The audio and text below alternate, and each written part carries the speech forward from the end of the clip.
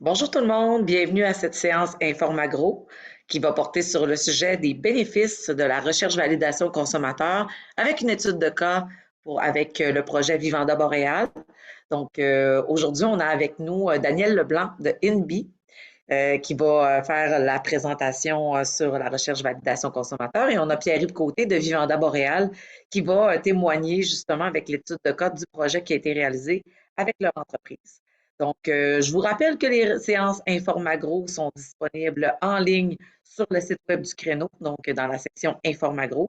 Vous avez toutes les séances précédentes qui s'y trouvent, donc qui sont possibles d'être visionnées en différé. Également sur le site web d'Informaffaires, notre partenaire des séances Informagro. On remercie également le réseau AgriConseil, qui est un partenaire financier de ces séances d'information. Je vous invite aussi à vous tenir au courant des prochaines séances qui vont être disponibles autant sur notre site web dans la section Informagro que sur nos différents outils de communication, que ce soit l'infolette du créneau à laquelle je vous invite à vous abonner, ainsi que nos médias sociaux, Facebook, LinkedIn. Donc, sur ce, je cède la parole à nos invités qui vont vous entretenir de ce sujet très intéressant. Donc, on parle souvent de l'importance de s'appuyer sur les besoins du marché, les besoins du consommateur. Bien là, ici, vous allez avoir un outil qui vous permet de le faire de façon très agile et ce, dans le vrai sens du mot agile. Donc, Daniel et Pierre-Yves, je vous laisse la parole. Ton son est Ouais, fermé, Daniel. je m'enlève de sur le mute. Bonjour tout le monde. Bien content d'être là. Merci Isabelle de l'invitation. Merci aussi à Pierre-Yves d'être là. Super content. Merci d'être là. Aujourd'hui, ben, je vais commencer en partageant mon écran. On va commencer par le début. Isabelle, tu me diras si ça fonctionne bien. C'est pour être certain. Ça fonctionne bien. Super. Donc, ben, je me présente rapidement, là, puis je vais aller un petit peu plus dans le détail tantôt, là, mais Daniel Leblanc de la compagnie INBI, puis je vais vous expliquer qu'est-ce qu'on fait chez INBI dans pas très long, mais je suis un grand passionné d'innovation, puis aujourd'hui, on va vous donner quelques petits trucs, aussi des pièges à éviter, la bonne séquence, parce que je vois quand même certaines équipes d'innovation ou des jeunes entreprises, des fois, là, qui ne vont pas nécessairement tester la bonne affaire au bon moment. Puis, il y a quand même, dans tout ça, il y a des outils, mais il y a beaucoup une question de posture. Ça peut paraître un peu bizarre, mais le thinking, la posture, puis de faire les bonnes affaires au bon moment, ça fait, pour moi, ça fait une grosse différence. Ce n'est pas juste une question d'outils. Je vais essayer de rendre ça plus concret avec des cas d'études, mais notamment avec Vivanda. Donc, Pierre-Yves, je te laisse te présenter, mais on va pouvoir rentrer plus en détail tantôt, là, plus vers la fin de la présentation sur le cas de Vivanda. Oui, bien, bonjour à tout le monde. Mon nom est Pierre-Yves Côté. Je suis président fondateur de Aliments Boréal, une société qui se spécialise dans la production de produits à base de plantes qui utilisent la gourgane comme source de protéines. Good, super. Merci beaucoup, Pierre-Yves.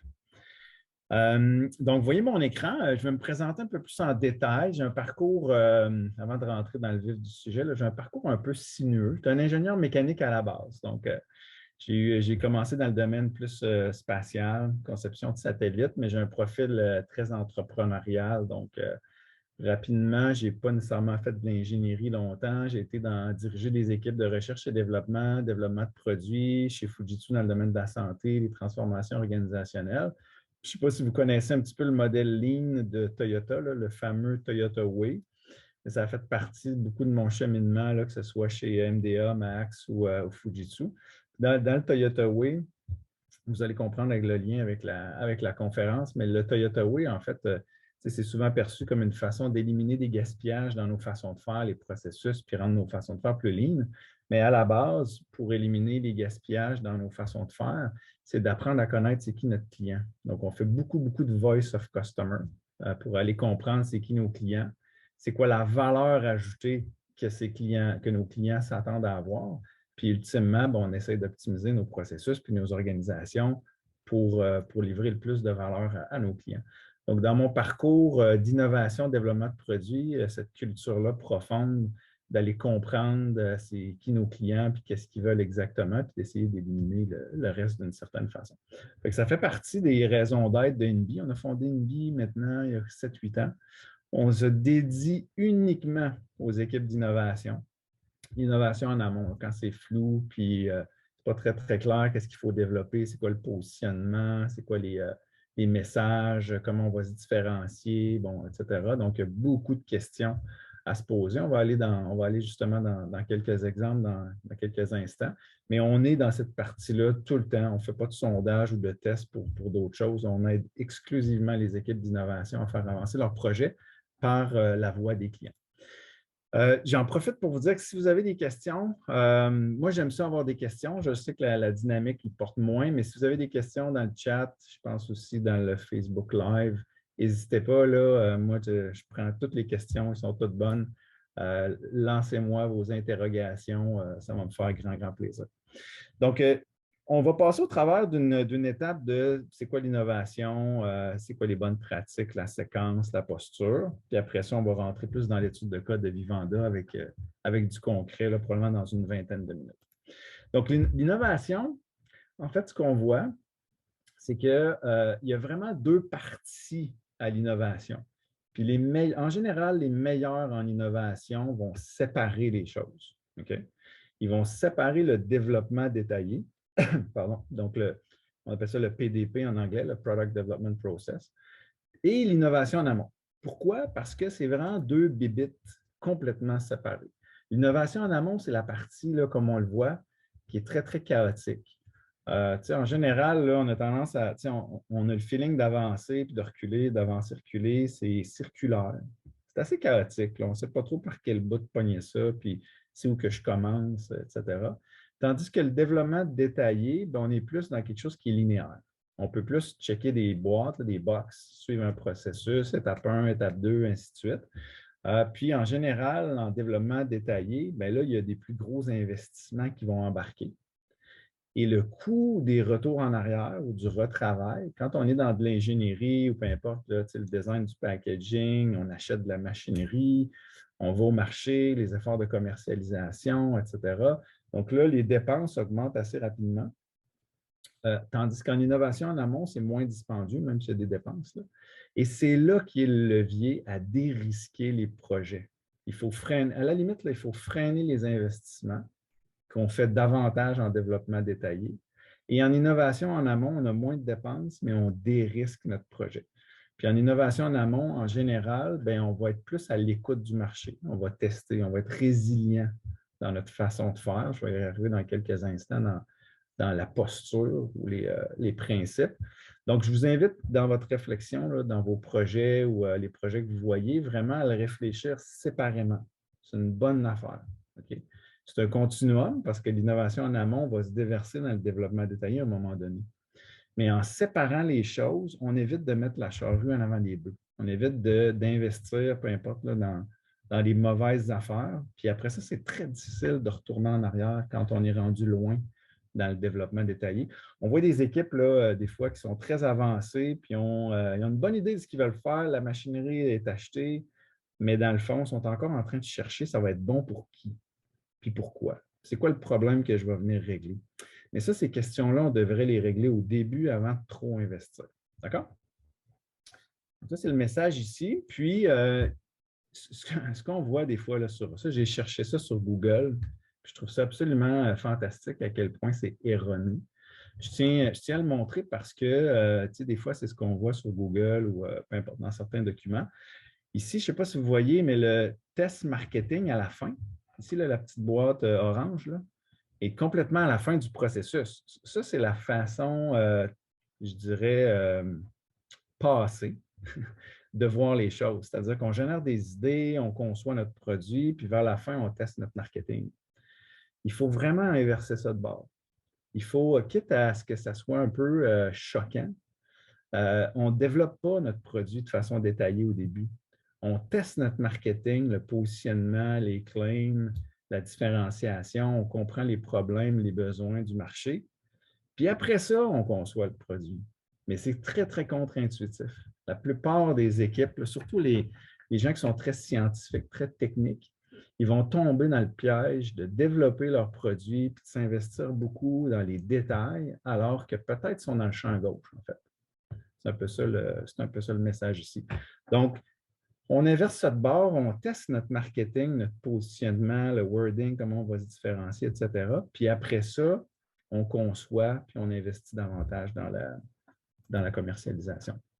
Et on le voit dans les pratiques, là, il y a plein d'études qui existent, mais là, je vous en montre une ici. Ça vient du Product Development Institute, là, qui est très reconnu en la matière. Vous voyez le ratio, j'attire votre attention sur le ratio de 8. Okay? Donc, ça montre que la différence entre les meilleurs, ceux qui performent très bien en innovation, factuellement, puis ceux qui performent moins bien en innovation, il y a un ratio de 8 sur l'élément de différenciation. Ici, le Offer Customer New and Unique Benefits. En fait, c'est que les entreprises qui sont ou les équipes qui sont très performantes en innovation vont s'assurer que quand ils développent un nouveau produit ou un nouveau service ou un nouveau modèle d'affaires, peu importe de quoi on parle, ils vont s'assurer qu'il y a une proposition de valeur qui est unique et différenciée. Elle est supérieure. Ils vont, à la limite, là, ils vont refuser de développer un MeToo product. MeToo product, c'est comme un produit comme les autres, un petit peu amélioré. D'accord? Ils vont s'assurer, si je pourrais investir et développer quelque chose, je vais au moins m'assurer que la proposition de valeur est en adéquation avec le marché et elle est unique et supérieure. Okay? C'est ce message-là ici. Pour s'assurer que c'est unique et supérieur, ça a l'air très, très simple, mais il y a quelques questions qu'il faut se poser, puis je vais y arriver. Dans l'approche, ce qu'on voit aussi, c'est que la façon traditionnelle de faire amène beaucoup d'échecs, beaucoup de taux d'échec. Les taux d'échec sont quand même assez élevés. Donc, la façon traditionnelle que je caricature ici, c'est qu'on fait une grosse étude de marché en amont. Après ça, on fait un gros plan d'affaires, on développe, on investit, on développe notre produit, notre service, puis après ça, on fait un gros lancement. Ça, c'est l'approche, en anglais, on dit que c'est l'approche waterfall.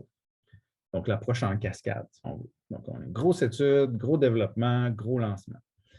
Le problème avec ça, c'est qu'on a vraiment le feedback marché sur notre produit au lancement.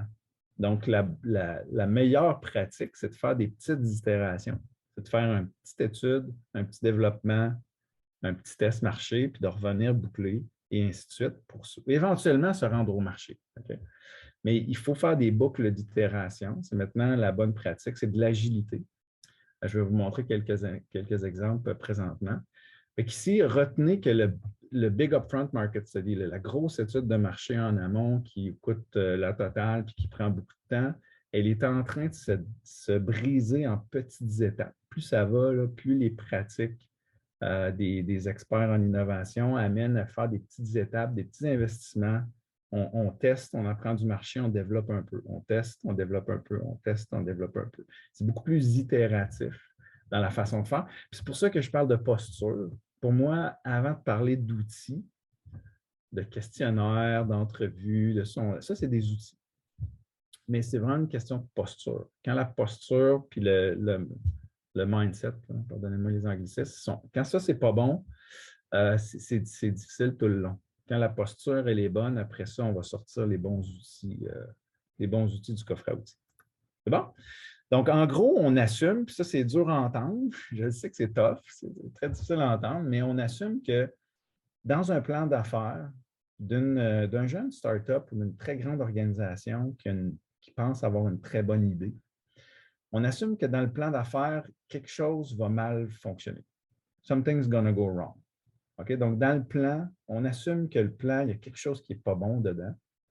Et la job de l'équipe d'innovation en amont, c'est d'aller trouver qu'est-ce qui ne sera pas bon. Donc, c'est des hypothèses qu'on va aller tester. Ça, c'est la culture du Lean Startup.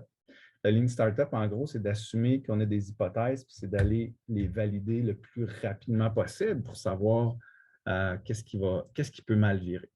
Donc, je vous invite, si ça vous intéresse, si vous avez du temps pour un peu de lecture, je vous invite à lire sur le Lean Startup. Qui a démarré il y a quand même un bon 10-15 ans maintenant par Steve Blank. Puis, en gros, vous avez un article ici sur le Harvard Business Review, donc une source quand même très, très crédible.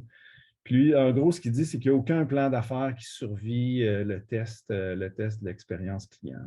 Donc, vaut mieux pas passer trop de temps à élaborer un plan d'affaires détaillé, puis pas investir énormément d'argent sur un plan détaillé, mais de faire quelque chose de préliminaire et d'aller le tester rapidement. Puis au travers de nos tests, le plan d'affaires va devenir parfait. Mais c'est un peu un leurre de dire qu'un plan d'affaires parfait va mener à un développement parfait. En fait, c'est faux. Le plan d'affaires parfait va émerger d'une série de tests. plutôt que le plan d'affaires. On ne part pas d'un bon plan d'affaires, on finit avec un bon plan d'affaires dans l'innovation en amont. C'est là maintenant la norme, si on veut, la meilleure façon de faire. Donc, quelques principes d'innovation en amont que je vous amène ici en espérant que ça vous inspire. La première chose, là, ce que je dis aux équipes d'innovation, c'est tomber en amour avec les problèmes de vos clients ou de vos prospects. C'est quand même une belle façon de penser à l'innovation. Pourquoi tomber en amour avec nos idées? Parce que c'est souvent ça que je vois. Je vois peu importe des ingénieurs, des scientifiques, des entrepreneurs qui tombent en amour avec leur idée. Une fois qu'ils sont tombés en amour avec leur idée, c'est super difficile de défaire ça. Ça ne veut pas dire que leur idée est mauvaise, mais il y a souvent des détails qui vont faire toute la différence. Puis ces détails-là ne sont pas bons. Ça peut être une question de positionnement, de prix, d'emballage, de message. Tu sais, l'idée, globalement, peut être bonne, mais il y a quelques détails qui sont super importants qui vont créer l'échec. Donc, au lieu de tomber en amour avec notre bébé, là, tombez en amour avec les problèmes de vos clients ou du marché. Allez comprendre c'est quoi les problèmes, c'est quoi les gaps, les écarts dans l'offre actuelle, c'est quoi les besoins non comblés. Puis mettez un petit peu de côté votre idée, même si, je sais c'est quoi, là, moi, en partant NB, je me disais que c'était la plus grande invention après le pain tranché, mais ce n'est pas comme ça que ça se passe en général. Donc, tombons en amour avec les problèmes de nos clients. Et on travaille à rebours. Donc, une fois qu'on a compris les problèmes, qu'est-ce qu'il y a comme gap dans l'offre existante, c'est quoi les besoins non comblés, bien, après ça, on teste notre idée préliminaire qu'on appelle une proposition de valeur, quelque chose de très, très minimal. On va aller tester c'est quoi qui résonne dans notre idée. Puis à un moment donné, on a un concept détaillé, puis à un moment donné, on a un produit, puis à un moment donné, on a une mise en production, puis une commercialisation. Fait que, on travaille un petit peu à rebours, mais la première étape, c'est quand même de tomber en amour avec les problèmes ou les gaps dans l'offre du marché. Si ça vous intéresse, vous pouvez aussi taper sur Google Working Backwards Principle de Amazon. Amazon, ils ont instauré une façon de tester la fin avant de trop développer. Ils demandent à leurs équipes d'innovation de faire une espèce de bannière à la une de leur idée, une fois qu'elle va être commercialisée, je ne sais pas, là, dans 1 an, comment les médias, les journalistes vont en parler. Ça va être quoi les messages, puis la différenciation, le positionnement. Et ils vont tester ça. Donc, ils testent la fin avant de trop commencer. C'est bon? Alors, ce qu'on fait souvent avec les équipes d'innovation, que ce soit des petites entreprises, des startups ou des grandes, c'est qu'on assume que dans leur modèle d'affaires, leur proposition de valeur, c'est un paquet de guess, d'hypothèses en français. Puis, on va concevoir, comme vous voyez, Build, Measure and Learn, on va concevoir une expérimentation. Ça peut être un sondage, des entrevues, des tests à domicile, peu importe de quoi on parle. Et au cœur de ces boucles-là d'itération, il y a ce qu'on appelle le MVP, le Minimum Viable Product, donc un produit minimum viable, qui peut être un sketch, une illustration, une vidéo. Ça n'a pas besoin d'être de quoi de compliqué, mais ça nous permet d'aller tester nos hypothèses. L'idée, c'est vraiment de relever les hypothèses ou de les valider ou de les invalider le plus rapidement possible. Donc, de passer de l'hypothèse à la réalité. Okay? Puis ça fait toute la différence entre quelque chose qui est positif, qui est un apprentissage, qui n'a pas trop coûté cher, même s'il y a des sous reliés à ça, à un échec avec des milliers de dollars d'investis, puis 1 an, 2 ans de travail, de la machinerie et tout et tout. Bien, à ce moment-là, ça, on peut quand même appeler ça un échec là, parce que ça peut faire très, très mal. C'est bon? Et dans les itérations, je vous invite à réfléchir à vos projets d'innovation en forme d'étapes. Et à chacune de vos étapes, allez tester votre marché. Ça peut être de pogner le téléphone, d'appeler des gens, ça peut être de sonder n'importe des consommateurs, parler à des experts, à des acheteurs. Puis on va voir tantôt comment, avec Vivanda, on a fait ça. Puis je pense que j'ai une étude de cas ou 2 de plus, là, Sauerkraut de fruits d'or, on a fait 5 itérations. Je vais vous montrer ça dans quelques instants. Fait que, au lieu de faire une grosse étude, un gros développement, un gros lancement, brisez ça en petites étapes, en petites batches, si on veut, pour être plus agile et résilient. En fait, c'est ça la beauté des itérations ici. C'est qu'entre chacune des étapes de test, on peut se permettre d'écouter et de s'adapter. Versus une grosse étude, un gros développement, un gros lancement, c'est l'approche waterfall que je décrivais tantôt, mais dans une approche itérative, on fait une petite étape de test, on apprend, on pivote. On fait une autre étape de test, on pivote. Puis ces pivots-là nous amènent dans la bonne direction ultimement, de façon itérative. Donc, l'approche centrée client qu'on a quand même trouvée avec le temps, ça fait maintenant 7-8 ans qu'on teste notre méthodologie. J'ai formé quand même des centaines de leaders en innovation dans les dernières années. Puis, la démarche que vous voyez ici, 1, 2, 3, là, est très, très, très robuste. Dans les détails, il y a beaucoup plus qu'un 2, 3, mais somme toute, c'est une très bonne séquence. Fait que je vous invite à l'adopter et à voir dans vos projets ou les projets des gens que vous accompagnez, ils sont où là-dedans? Quand on est à l'étape 1, on ne fait pas la même chose que quand on est à l'étape 3. Donc, l'étape 1, c'est de comprendre les problèmes de nos clients ou de nos prospects, les besoins non comblés, les faiblesses de la compétition, puis de voir comment on va se différencier, se positionner. Il n'y a pas de concept, il n'y a pas d'ingénierie, il n'y a pas de science encore à cette étape-là. C'est une question de positionnement, puis le how to win, comment gagner sur le marché. L'étape 2, c'est de tester nos idées, qu'on appelle, nous, des propositions de valeur, et d'aller cibler les attributs gagnants. Donc, c'est quoi les ingrédients clés là, à mettre dans l'idée pour qu'elle soit la bonne idée? Une fois que le 1 et 2 est fait, puis est bien fait, le 3 est assez facile. C'est des tests de concept, ça peut être des tests d'emballage, des tests à domicile, mais c'est bien aligné. Quand l'étape 1 et 2 est bien faite, l'alignement de l'étape 3 est généralement facile. Donc, je vous dirais que l'étape 3, c'est la facile, mais des fois, on se fait approcher avec des projets qui sont rendus à l'étape 3, mais ils n'ont pas fait l'étape 1 et 2. Ce n'est pas clair, l'étape 1 et 2. Donc, là, il faut prendre un petit step back pour retourner dans l'étape 1 et 2. Fait que suivez cette séquence-là. Puis, je vous explique, là, sans dévoiler rien de confidentiel, là, mais avec Frudor, on a travaillé, ça fait maintenant probablement 3 ans au développement, puis on fait surtout les tests de marché de Sauerkraut.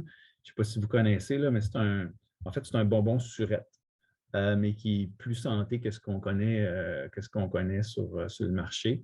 Donc, Fruits d'or, il y a 3 ans à peu près, peut-être 3-4 ans, il se posait des questions, comment on pourrait amener notre canneberge dans d'autres catégories de produits pour créer une croissance incrémentale, vraiment des ventes pures incrémentales.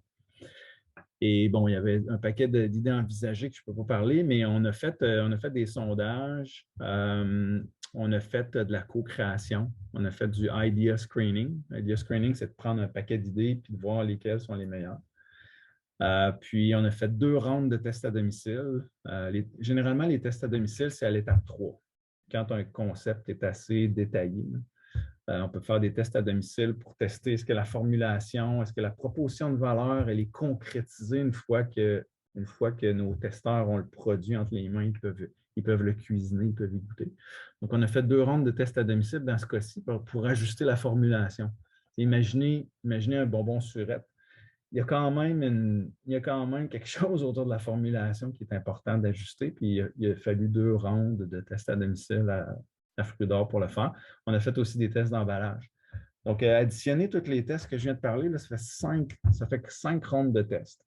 C'est quand même intense. On ne fait pas 5 rondes de tests sur tous les projets d'innovation. Des fois, ça peut être 2, 3. C'est très rare qu'on fait une ronde de tests, par contre. Ça n'arrive pas souvent. Habituellement, là, dès qu'il y a un peu d'innovation, il y a 2, 3 tests quand même minimalement. 5 tests, c'est peut-être le maximum que j'ai vu. D'accord? Donc, ça, c'est le cas d'étude de Fruits d'or. Puis, sinon, si ça vous intéresse, il y a quand même un paquet de techniques de validation de recherche marché. Nous, il y a quelques années, on en a recensé 23. Mais tu sais, de l'observation ethnographique, des entrevues, des sondages, de la co-création, des tests à domicile, user mission, des groupes de discussion. Tu sais. En fait, on peut être hyper créatif dans les outils qu'on sort pour aller tester notre marché. Il y en a plein d'outils. Mais c'est plus une question, comme je disais tantôt, de posture en amont, tout ça. Dans l'analyse d'opportunité, encore là, quelques petits trucs avant d'arriver au cas de Vivanda, ce ne sera pas très, très long. Quand vous êtes dans l'étape 1, je vous donne ce truc-ci, c'est de chercher 3 choses. OK? Cherchez c'est quoi le problème que vous allez régler avec votre innovation. Puis si ce n'est pas clair, là, restez dans l'étape 1 jusqu'à ce que vous ayez trouvé un problème. L'étape 1 ici, n'allez pas à l'étape 2, c'est le problème que vous réglez pas clair. Okay? Et validé. Pas juste clair, mais qui est validé. Les besoins à prioriser. Donc, c'est quoi les 2-3 besoins sur lesquels vous allez être exceptionnellement supérieur? Puis j'insiste là-dessus, il faut être exceptionnellement différent. Parce que quand on veut faire un produit qui est bon pour tout le monde, puis qui est un petit peu meilleur sur tout, je vous le dis, là, statistiquement, vous allez passer inaperçu. Vous êtes mieux de cibler 2-3 attributs, maximum 3, je dirais 2, sur lesquels vous allez être exceptionnellement, vous allez être remarquable. Puis, quitte à être inférieur sur d'autres besoins, ce n'est pas nécessairement grave, parce que vous allez vous différencier avec 2-3 besoins sur lesquels vous êtes exceptionnel. D'accord? Puis je le répète, si vous voulez être bon, si vous voulez que votre produit et votre service soit bon sur tout, vous allez passer inaperçu. Il y a des bonnes chances, là, statistiquement, que vous allez passer inaperçu. Okay? Donc, c'est quoi le problème? C'est quoi les 2-3 attributs sur lesquels vous allez être exceptionnellement différent? Puis le troisième but, c'est les faiblesses de la compétition. Donc, c'est qui votre compétition? C'est quoi les alternatives? Et c'est quoi les problèmes avec ces alternatives-là? Qu'est-ce qui ne marche pas? Là? Les clients, les acheteurs, peu importe, là, les gens avec qui vous parlez, les experts, qu'est-ce qu'ils vous disent de ces alternatives-là? C'est quoi leur faiblesse? Je vous le dis, si vous trouvez un problème sur lequel il y a une faiblesse de la compétition, puis qu'il y a 2-3 besoins sur lesquels vous êtes capable d'être remarquablement différent, vous avez une belle opportunité d'innovation entre les mains. Ça, c'est la base. C'est comme une maison. Là, quand la fondation est solide, on peut monter aux idées, aux propositions de valeur et tous les tests qui viennent avec. C'est bon? J'espère que ça vous aide. Ici, j'ai monté un exemple. Vous regarderez ça après si vous avez le temps. Mais faites-vous une petite matrice comme ça. C'est quoi les irritants? C'est quoi les besoins? C'est quoi les faiblesses de la compétition? C'est super simple. Là. Parlez à quelques personnes, faites des sondages si vous voulez, des entrevues, peu importe comment vous y arrivez, mais montez une petite matrice de même, c'est vraiment simple. Puis dites-vous, OK, comment je vais me différencier? Comme là, ici, en fait, j'ai passé vite, là, mais c'est un balai à neige, le balai à neige de Garant, on les a aidés à faire l'innovation en amont il y a plusieurs années, ça fait très, très longtemps. Mais c'est un balai à neige hyper différencié, en fait, parce qu'il n'y a pas de poils. Puis on avait trouvé à cette époque-là des irritants. Là. Vous voyez là, les motons de glace qui pognent dans les poils, le look et le design des balais à neige qui sortent, ça se ressemble tout, en fait, les grattoirs qui cassent. Donc, à partir d'un certain nombre d'observations, des sondages, des entrevues, on avait trouvé des éléments, puis vous voyez en jaune et en vert des éléments de positionnement. Puis je me souviens, une petite anecdote comme ça, je me souviens, M.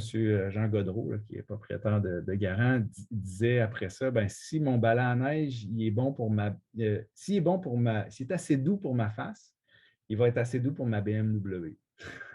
Donc, le positionnement était parti comme ça parce que c'est un balai anti-égratignure, en fait, là, compte tenu qu'il n'y a pas de glace qui pogne dans les poils.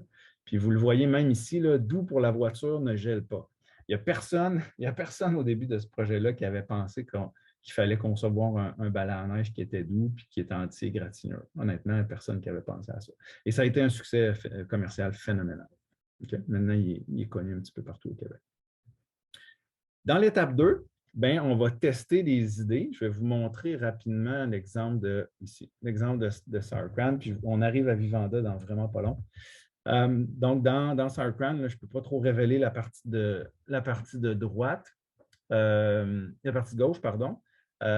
Mais vous pouvez voir de quoi ça a l'air. Donc, c'est un prototype, c'est des images, c'est un petit texte, un titre, des points de forme, des claims préliminaires.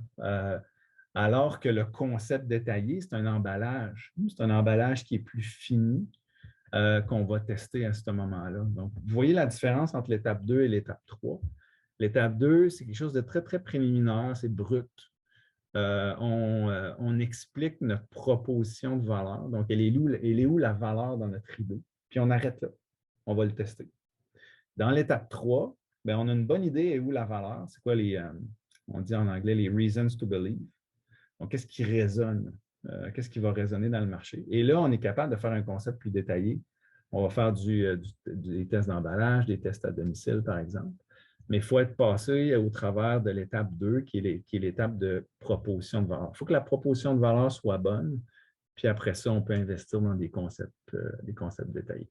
J'espère que cette diapo-là vous explique la différence entre l'étape 2 et l'étape 3. Donc, je pense que c'est pas mal ça pour la partie, disons, INBI et la partie des bonnes pratiques sur la séquence et la posture. J'espère que ça peut vous aider. Si vous avez des questions, n'hésitez pas. Si vous voulez me contacter aussi après, ça me fera plaisir. J'ai toujours beaucoup de passion pour les projets d'innovation. Mais vous avez ici là, quelques bonnes pratiques pour adopter une posture qui est plus lean, qui est plus itérative, qui est plus apprenante, qui est généralement aussi plus rapide au marché. C'est bon? Si vous voulez en savoir plus, ben c'est ça. Chez INBI, c'est notre spécialité, comme vous avez pu le remarquer. On a des parcours d'innovation. Avec le temps, on a détecté qu'il y avait 8 types de parcours d'innovation selon les différents besoins. Fait que si vous avez des projets, peu importe là, de quelle ampleur il s'agit, on pourrait vous aider à définir votre parcours d'innovation. Ce serait lequel le plus agile. Puis aussi, avec le temps, on a détecté qu'il y avait 10 sortes de produits minimum viables. Okay? Tantôt, je vous ai montré une espèce d'image de canneberge avec des points de forme et de la description. Ça, c'est une façon de faire. Il y a des brochures, il y a plein de façons de concevoir minimalement son idée et d'aller la tester. On en a détecté 10 types de MVP, le Minimum Viable Product, avec le temps. Fait que si vous voulez avoir plus d'informations, contactez-nous, ça va nous faire plaisir. Monsieur Pierre-Yves, es-tu toujours là? On s'est rendu à toi. Oui, je suis toujours là. Merci, merci Daniel pour la présentation. C'était vraiment instructif. J'aurais aimé avoir cette présentation-là avant de commencer à faire mon développement de produit. Il y a des étapes qu'on a suivies. Tu sais, je veux dire, on n'était pas complètement dans le champ, je dirais. Par contre, avoir eu une vision globale du processus, je dirais qu'on aurait mieux fait. On aurait mieux travaillé, on aurait été plus focus, on aurait été plus efficace dans l'utilisation des ressources financières qu'on a. Parce que ce qui est important de comprendre, c'est que quand on fait du développement de produits, ben, ça coûte de l'argent. Nous, quand on a parti notre entreprise, on a capitalisé notre entreprise pour un montant quand même assez important. Là. Et puis, à un moment donné, quand ton coffre de banque est plein, ben, tu te sens un peu relax de dépenser ton argent à différentes étapes du processus. Sauf qu'à un moment donné, ben, l'argent disparaît, puis il faut que le marché te génère des ventes pour renflouer ton coffre que tu as vidé en développant le produit. Puis si les ventes ne sont pas là, ben là, c'est là que tu te dis, ben, c'est quoi que j'ai fait de pas correct? C'est quoi les leçons du processus d'apprentissage que je n'ai pas tenu compte? Et comment j'aurais dû faire les choses correctement pour éviter que ça se passe mieux pour le produit numéro 2 ou le produit numéro 3. Tu sais. Good. Pierre-Yves, tu veux-tu? Puis on va expliquer à tout le monde qu'est-ce qu'on a fait ensemble. Effectivement, vous allez voir que je pense que vous aviez une idée pas mal avancée, là, techniquement très avancée, puis on a pris un petit peu de step back, puis on vous a aidé à continuer à avancer. Là.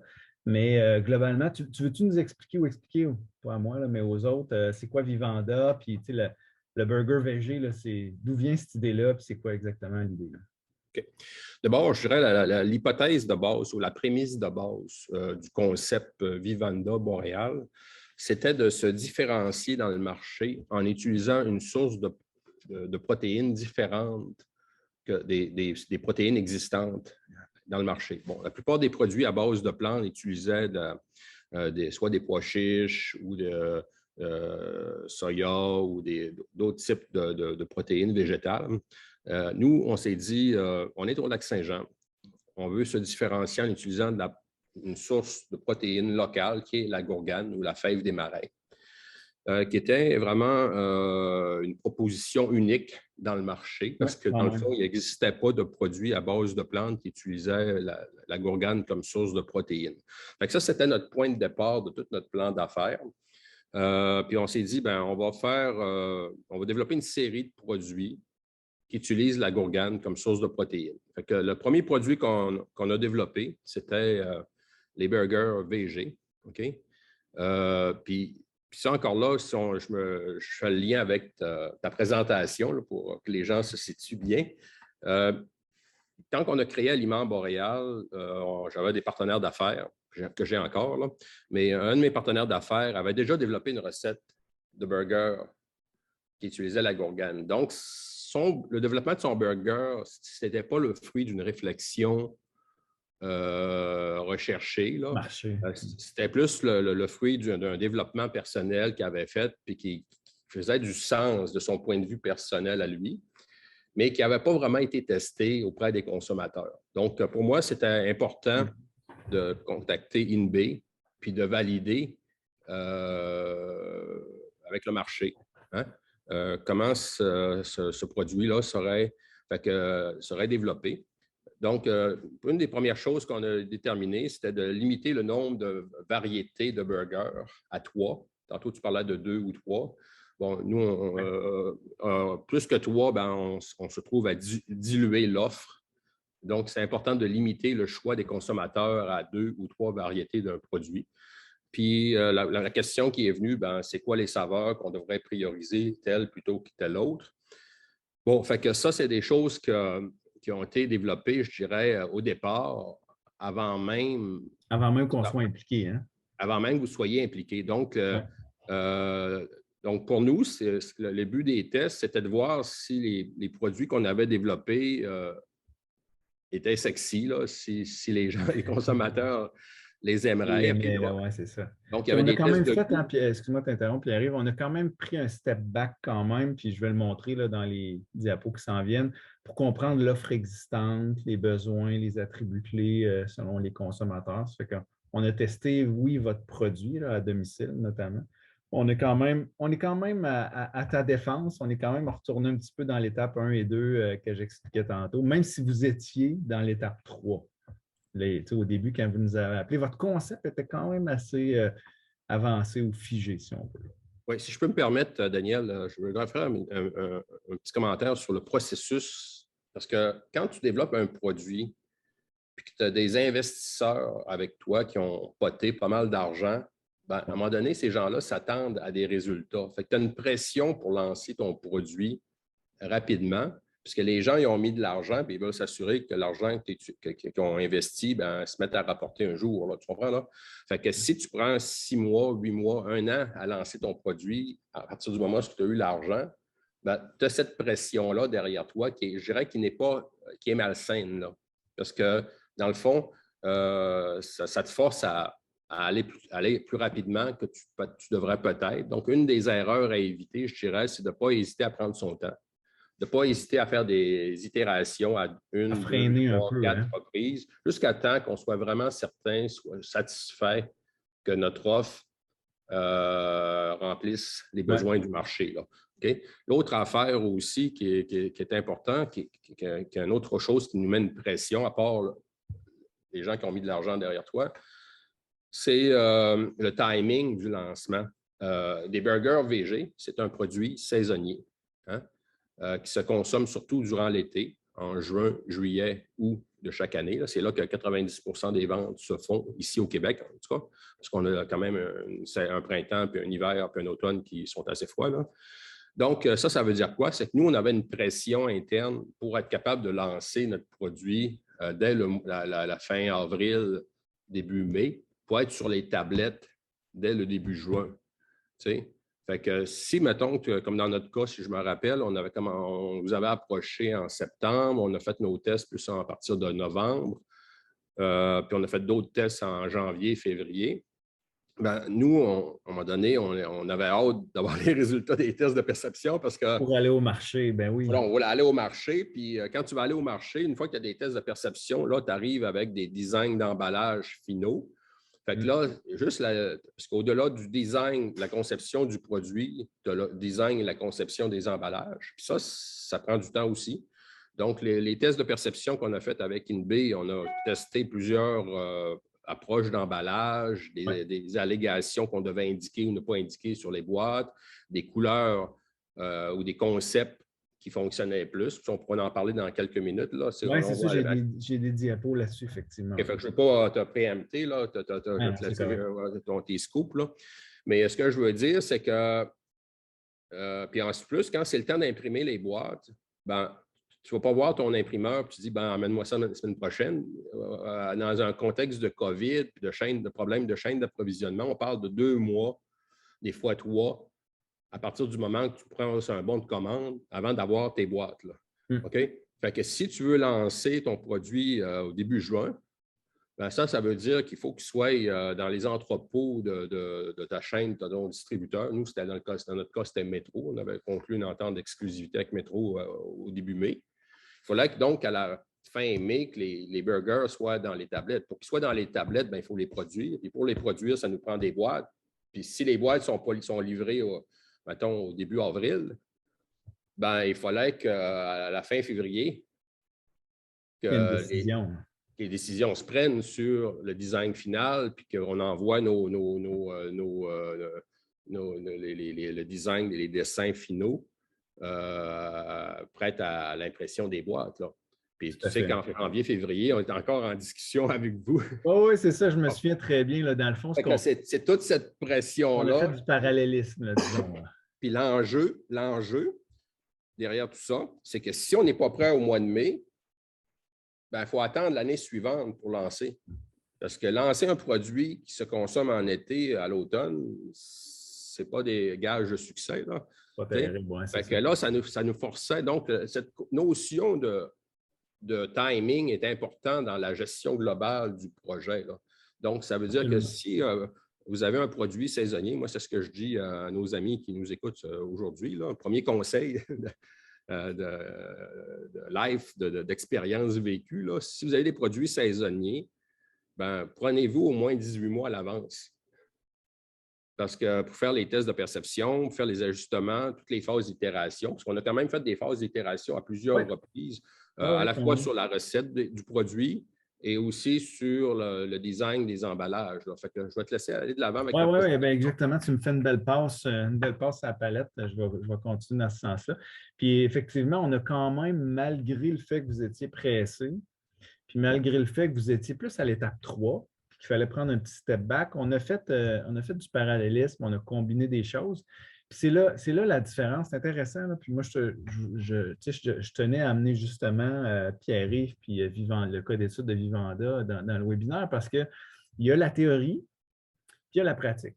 Puis, tu sais, la pratique, il y a de la pression. Des fois, il faut combiner des choses, puis on fait du parallélisme. C'est ce qui est arrivé dans ce cas-ci.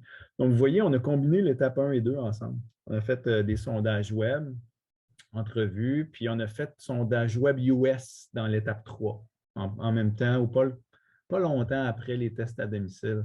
Donc, tu sais, on n'a pas suivi la méthodologie parfaite parce qu'il n'y avait pas nécessairement ce temps-là. Puis c'est correct, ça arrive en fait très souvent qu'on ne peut pas suivre ce qui est écrit dans le livre nécessairement. Okay? Donc, ça, c'est les tests qu'on a faits. Puis vous allez voir un peu qu'est-ce qu'on a appris à très haut niveau là, à chacune des étapes. Donc, dans la partie de comprendre les consommateurs, puis Pierre-Yves jump in pour compléter quand tu veux. Donc, on avait quand même ciblé des gens qui doivent être responsables ou co-responsables des achats alimentaires. Puis ils devaient minimalement être ouverts à consommer des galettes végétariennes. Donc, on ne voulait pas nécessairement parler à des gens ou tester auprès des gens qui n'ont aucune ouverture. Il fallait minimalement qu'il y ait un peu d'ouverture, même s'ils n'avaient jamais mangé. Puis à l'autre bout du spectre, ben, il y avait des gens qui en consommaient déjà fréquemment. Fait qu'on avait toute cette palette-là, cette teinte de gris-là. Puis, petit chiffre intéressant, c'est que dans les testeurs qu'on a utilisés, dans les sondages, peu importe, là, test à domicile, entrevue, il y a 88 de ces gens-là qui disaient avoir un fort enthousiasme pour les galettes végétariennes. Mais il y en avait quand même 43 qui n'avaient jamais acheté ça, quand même. Ça, c'est intéressant. Moi, ça, en tout cas, dans mon esprit de recherche et de marketeer, ça me fait dire qu'à cette époque-là, parce que ça date quoi d'il y a peut-être un an et demi, à cette époque-là, c'était comme un point de bascule il y a quand même 43 des gens qui n'ont jamais goûté, mais l'intérêt est super élevé. Fait que, qu'est-ce qui manque pour les amener à basculer, à en acheter? C'était quand même une belle opportunité. C'est une opportunité en soi de constater ça. On a aussi, au travers des différents tests qu'on a faits, on a ciblé que les gens, il n'y avait pas de compromis pour eux à faire sur le goût et la texture, même pas par rapport au prix. Je me souviens, on a comparé, j'ai vu des données. Je veux dire, ça a beau être pas cher, par exemple, mais si le goût et la texture n'est pas au niveau et ce n'est pas la bonne affaire, ça a beau être pas cher, dans le fond, ça ne passera pas. Donc, au-dessus de tous les besoins, le goût et la texture est fondamental. Sinon, dans les autres attributs à prioriser, là, au travers de l'analyse Kano qu'on a faite, l'analyse Kano, c'est une façon de voir l'attractivité marché. Donc, on voyait que l'attractivité sur la provenance était vraiment importante, là, de dire d'où proviennent les ingrédients, c'est où c'est fabriqué, le côté naturel aussi. L'aspect barbecue, tu en parlais tantôt, là, qui est probablement relié beaucoup à la saisonnalité ici, puis les composantes boréales. Donc, ça faisait partie, puis vous allez voir dans les éléments de positionnement, les claims ou les messages sur l'emballage, il y a quand même pas mal ces 4 éléments-là qu'on retrouve, visuellement ou textuellement. On voyait aussi que dans les pièges à éviter, là, des gros morceaux de légumes dans la boulette allaient amener une perception négative. Okay? Donc, ça, c'était dangereux, ce bout-là. Puis qu'il restait que la cible primaire, même si on va aller chercher les omnivores on voudrait les amener à être un peu flexitariens, mais il reste que la cible primaire, on voyait qu'il y avait une adéquation qui était meilleure avec les flexitariens et les végétariens. Puis on a aussi testé les produits existants. Ça, je pense que c'était dans le sondage, je crois, Pierre-Yves de mémoire. C'est sûr que Beyond Meat puis Yves, la boîte en bleu, là, Yves ressortait très fort. C'était des marques qui étaient connues. Mais de façon générale, il y avait un constat d'une grande méconnaissance. Méconnaissance des marques, méconnaissance de la valeur ajoutée de chaque marque. C'est quoi les produits, qu'est-ce qui les distingue. On constatait dans les résultats qu'on avait que c'était comme s'il n'y a rien qui se différenciait. En tout cas, dans l'opinion des consommateurs, il n'y avait rien qui était marquant et qui était différencié. Ça a été un de nos constats importants. Puis dans les tests d'emballage qu'on a fait, Pierre-Yves t'en a parlé tantôt, il y avait quand même plusieurs stimuli que vous voyez ici, là, les 4. Il y a un choix qui ressortait le premier. Mais je tiens à vous le montrer parce que ce n'est pas parce qu'un emballage ressort premier dans les tests consommateurs qu'il faut prendre cet emballage-là. En fait, ça peut être dangereux de dire les gens ils veulent cet emballage-là, c'est ça qu'il faut faire. Ce n'est pas nécessairement le cas. En fait, c'est des stimuli. Il faut aller comprendre pourquoi les gens l'aiment. Ça ne veut pas dire qu'il faut prendre cet emballage-là au premier niveau puis le commercialiser. Donc, dans ce cas-ci, quand même, ça a inspiré l'équipe Vivanda, puis aussi des consultants là, qui avaient autour de Vivanda. Vous voyez, l'emballage, ce n'est pas le même. Le premier choix à gauche, ce n'est pas ce qu'on retrouve à droite qui a été commercialisé. C'est même, je dirais que c'est un mix probablement de la boîte numéro 3 puis de la boîte numéro 1, mais ce qu'ils ont retenu, c'est qu'il faut que ça soit attrayant, coloré, simple. Il faut que ça soit clair et simple. Tu sais, le burger végé, on comprend ça. Le côté alternatif santé. Et ce qui est important, en gros, quand on fait des tests d'emballage, c'est de comprendre qu'est-ce qui est apprécié, pourquoi, puis après ça, utiliser ça dans notre convergence. D'accord? Donc, Je peux embarquer, Daniel, sur cet élément-là. Ça, c'était l'objet de beaucoup de discussions. Là, ah oui, hein? Parce que nous, à Aliments Boréal, on était entouré d'une équipe là, quand même de mise en marché. Là, on avait 2-3 professionnels. Il y avait Yannick Bouchard qui nous aidait au niveau de la distribution. On avait embauché Isabelle Marquis de l'émission L'épicerie à Radio-Canada, qui, elle, est une nutritionniste et expert en produits santé. Elle avait même dans l'émission Épicerie fait des tests sur les burgers végés dans une de ses émissions. Donc, c'était un dossier qu'elle connaissait très bien. Là. Elle avait fait des tests de goût, puis elle avait fait des analyses des forces et faiblesses de chacun des produits existants dans le marché. Fait que quand on lui a donné un mandat pour travailler avec nous, ça a été confortable de travailler avec notre produit parce que c'était un segment de l'industrie qu'elle connaissait très bien. Donc, on avait non seulement une interaction entre Isabelle Marquis, Yannick Bouchard, parce que Yannick Bouchard, lui, ce qui l'intéressait comme distributeur, c'est de voir comment que les hôtels, les restaurateurs, les chefs de restaurants, les propriétaires d'hôtels ou les gens de comptes institutionnels et les épiceries allaient réagir face à nos emballages. Là, Isabelle, elle, avait une vision, je dirais, un peu plus académique parce qu'elle regardait les chiffres, les contenus en fibres, pourcentage de contenu en fer, la dose quotidienne en fer ou en protéines ou ainsi de suite. Mais Yannick était plus connecté sur le marché, Isabelle était plus connectée sur les aspects théoriques. Fait qu'on avait quand même un bel équilibre d'opinion professionnelle à tous les niveaux. Puis ça, ben écoute, ça a créé un débat. toute une série de débats. Puis nous, dans le fond, Pierre-Yves, nous, on apportait la voix des consommateurs. Il y avait comme trois bouts de la couverture. Là, je dirais même un quatrième groupe qu'on peut ajouter à ça, qui était notre firme de design marketing. Okay, nous, on a travaillé avec Alizé, puis soit dit en passant, qui est une très bonne firme de design là, basée à Chicoutimi. Puis les gens d'Alizé, ben, eux autres, ce qui les intéressait, c'était l'aspect esthétique. Puis leur travail, c'était de s'assurer que tous les apprentissages qu'on avait à travers les tests de perception, puis les conclusions que les experts autour de nous ont fini par s'entendre, parce qu'à la fin de la journée, il a fallu qu'on établisse un consensus sur c'est quoi l'image qu'on met sur la boîte. Hein? Parce qu'un des gros débats, c'est savoir est-ce qu'on leur met un burger complet ou juste une galette ou d'autres choses. Là. Il y en a qui disaient qu'on devait mettre en évidence les ingrédients du burger, mais il y en a gros qui disaient que ça ne donne pas un message assez clair parce que les gens ne sauront pas qu'est-ce qu'ils achètent. Donc, c'est important qu'en un coup d'œil, les gens puissent, en une fraction de seconde, en regardant la boîte, qu'ils savent qu'est-ce qu'il y a dans la boîte. Là. Avant même de lire quoi que ce soit sa boîte. Parce qu'il faut comprendre que quand tu vas dans un supermarché, puis que tu fais ton épicerie, puis que tu as 50 produits à acheter en 15 minutes, quand tu fais ton épicerie, en tout cas, quand c'est moi qui fais l'épicerie, ça prend 15 minutes. Là. Quand c'est des femmes, des fois, ça prend plus de temps. Mais moi, je ne magasine pas, je vais chercher ce que je veux. Puis c'est ma vision périphérique qui voit le produit. Puis ma décision d'achat là, est quand même rapide. Là. J'ai quelques secondes pour impressionner l'acheteur sur les tablettes. Fait que là, on s'est dit, ça prend une image frappante, des couleurs vives. Hein? C'est pour ça qu'on a choisi l'orange pour l'audacieux, le rouge pour le flamboyant et le vert pour l'autre version, là, okay, le fabuleux.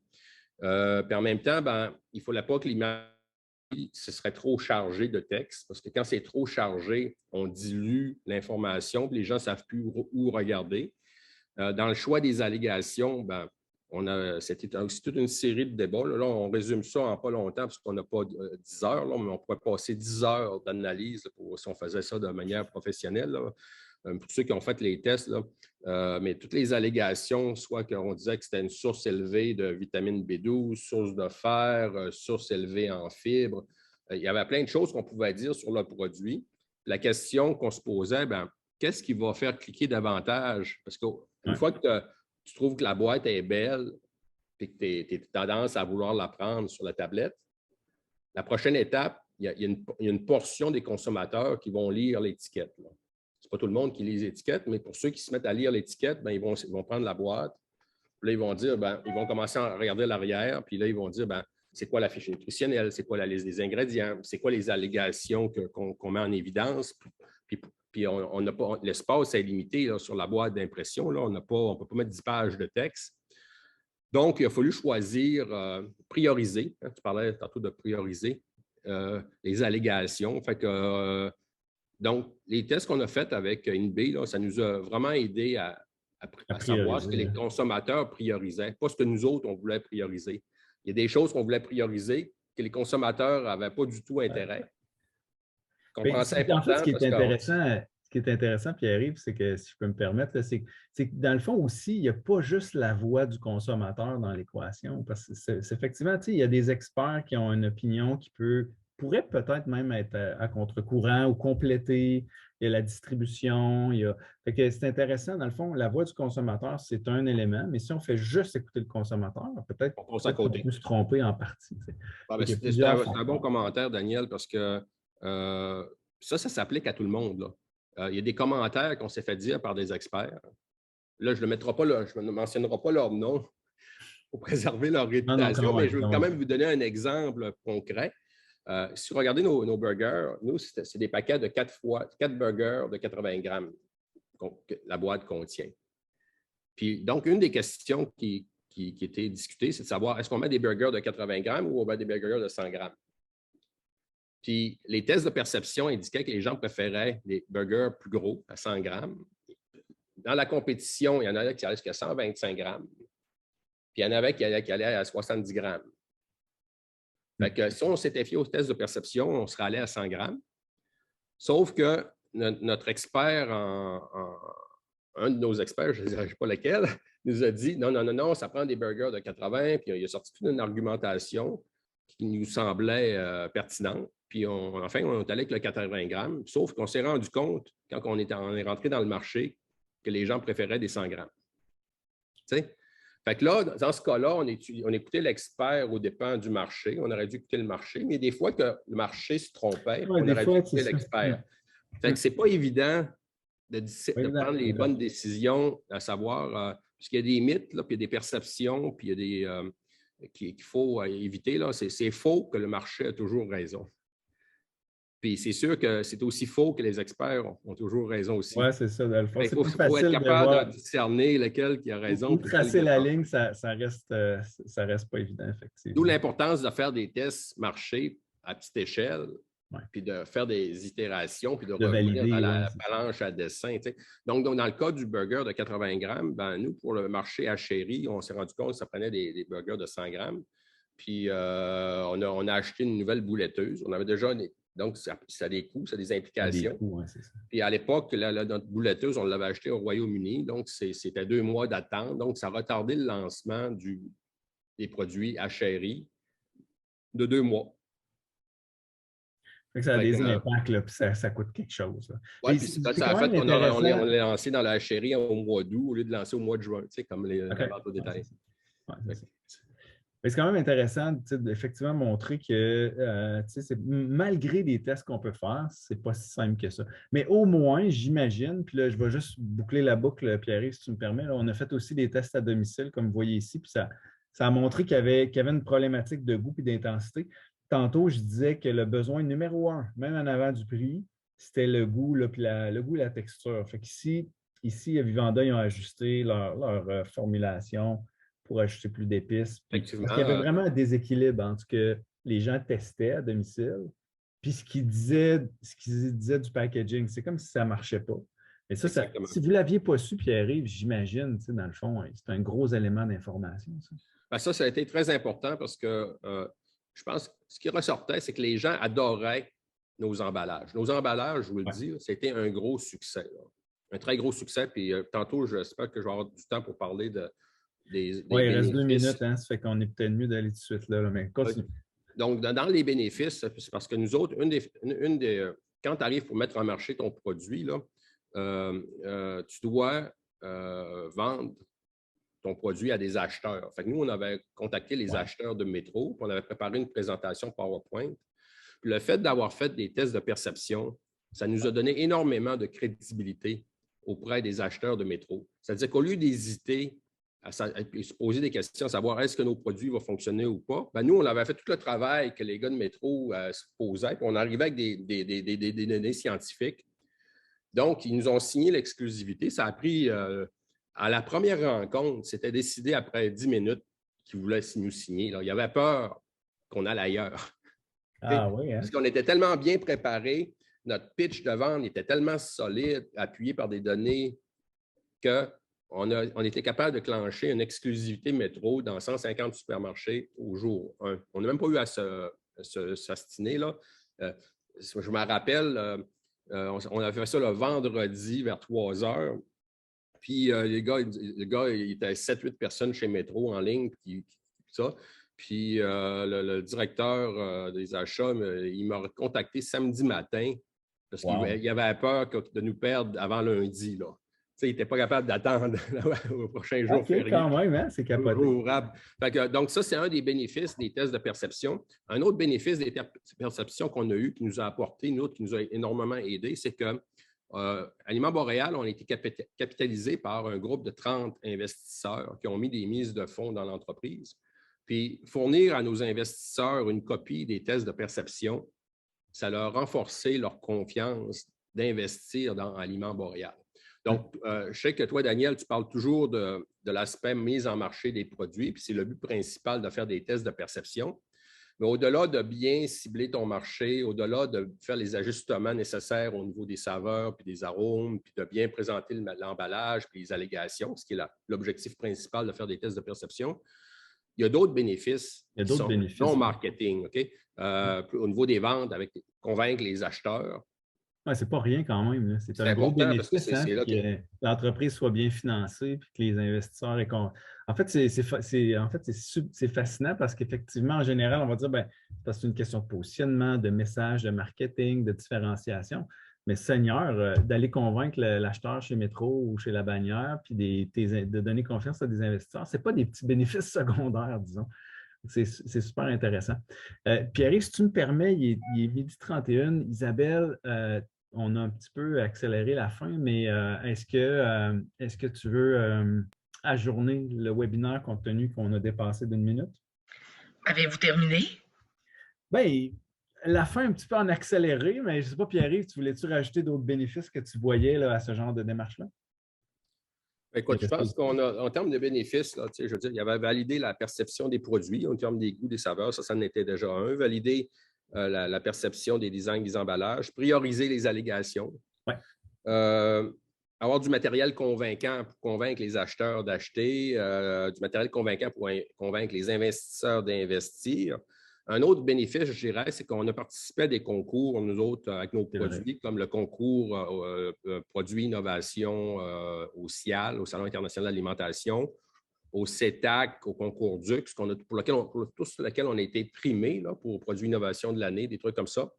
Puis dans les questionnaires que tu remplis pour écrire ton produit, sa fiche nutritionnelle, sa liste d'ingrédients, puis ses caractéristiques, il y a une section qui demande, avez-vous testé le marché, nanana. Bon, le fait d'avoir des résultats des tests de perception, ça nous a permis de donner de la crédibilité auprès des concours. Fait que quand les concours disent, produit innovation 2020 au CIALP, au CETAC, puis le concours DUX 2021, c'est des trucs qu'on peut mettre sur nos emballages, puis qui nous donnent de la crédibilité auprès des acheteurs, auprès des consommateurs. Donc, c'est un cercle, c'est une roue qui tourne, qui s'auto-nourrit, là. Donc, le message que je dirais à tout le monde, l'objectif principal, c'est vraiment de bien cibler son offre de produits, mais il y a beaucoup d'autres bénéfices non marketing qui s'associent à faire des tests de perception. Oui. Super. Merci beaucoup, Pierre-Yves. C'est super gentil d'avoir été là. Puis ça rend ça drôlement plus concret. Merci beaucoup. À toi, Isabelle. Effectivement. Bien, merci à vous deux, en fait, parce que vous prêchez une convaincue. D'ailleurs, je pense que, et Pierre-Yves, je t'avais référé à NB quand vous étiez en développement de votre projet, puis je suis heureuse d'apprendre que vous avez pu apprécier tous les bénéfices de cette approche-là. Puis j'espère que plusieurs autres verront les avantages que peut procurer la recherche, validation consommateur, les tests de perception, les approches d'innovation agile, donc en développement de produits. Encore une fois, merci beaucoup. Puis cette présentation-là va assurément être partagée à nouveau avec différentes entreprises. Merci à ceux qui étaient en ligne. Est-ce qu'il y en a qui auraient eu des questions à adresser à Daniel ou Pierre-Yves? Je pense qu'on n'a pas de questions dans le chat. Sinon, mais vous pouvez toujours contacter Daniel Leblanc chez INBI et son équipe qui pourront répondre à vos questions. Vous allez avoir leurs coordonnées et la présentation va être disponible, là, comme je le mentionnais, sur notre site web ainsi que celui de Informe Affaires. Donc, merci tout le monde. Je vous souhaite une excellente fin de journée.